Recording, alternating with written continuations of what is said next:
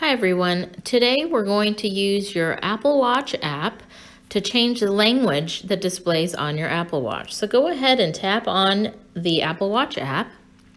You're going to click on General.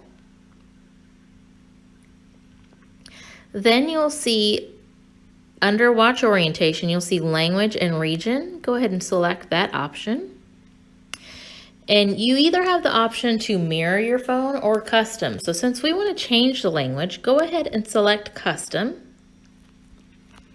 And then under watch language, you'll see that you have different options available to you. So if I wanted to change the language to French,